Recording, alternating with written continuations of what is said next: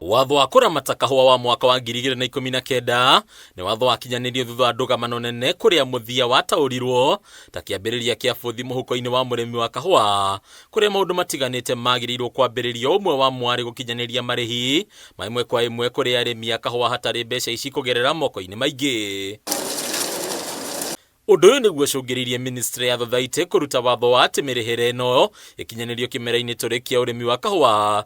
Rĩu thirikari ĩkĩenda arĩmi matigaikarĩrio mũbango ũyũ rĩngĩ na mambĩrĩrie kwamũkĩra mbeca ciao ĩmwe kwa ĩmwe hatarĩ gweterera rĩngĩ. DSS irandiru na society na magana mana.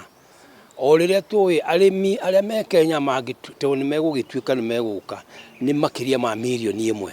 Ona kũrĩ ũguo ngwatanĩro ya Thothaitĩ cia kahũa bũrũri-inĩ ya NAKU nĩreganĩte na kwambĩrĩrio kwa mũbango ũyũ wa marĩhi kũrĩkĩrĩire nganja ũhotekeku wa gũkinyanĩra kwaguo. Ithuĩ nĩ tũra support ũhoro ũcio wa ũragwetwo wa mũrĩmi kũrĩhwo kahũa direct.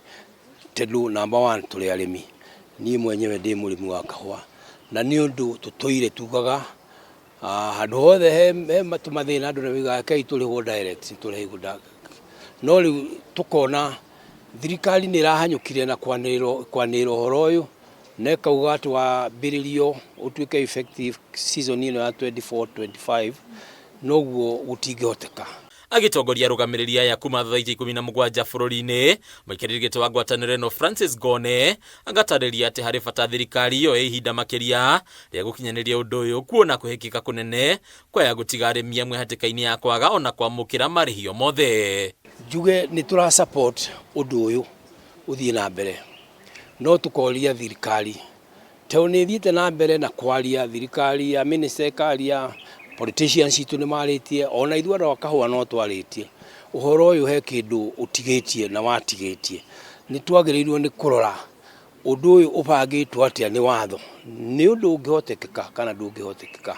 Ningĩ ithĩi cia kahũa igatarĩria wagi wa meharĩria mega makĩria kĩmĩtambo ya kĩrĩu, rĩu makĩhoya kũheo ihinda makĩria nĩguo mahote ona kũngania riboti cia bata cia arĩmi, makĩria namba ciao cia thimũ, namba cia ibandĩ, akaunti namba ciao gatagatĩ ka maũndũ mangĩ. Ta rĩu kũnyita atĩ tũrorie arĩmi aitũ na namba cia thimũ na kũmahingũrithia ma account kũrĩa mbia ciao irĩthiaga, gũgĩcoka kũitwara kũrĩa kwĩ bodi ĩrĩa kana gĩkĩro kĩrĩa kĩrĩrutaga wĩra wa mbeca icio DSS nĩ wĩra mũritũ, nĩ wĩra ũgũkorwo kĩrĩa mahinda. Ningĩ arĩmi a kahũa nĩ maikĩtie ihoya rĩa thirikari kũingĩrĩra makĩria harĩ kũmanyita guoko maũndũ-inĩ matiganĩte, makĩria harĩ kũmanyihĩria ngarama ya ũrĩmi wa kahũa. We want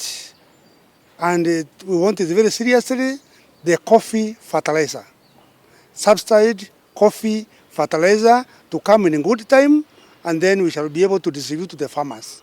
Hadunia Kameme TV, Retorako ni Bataru wa Mwangi.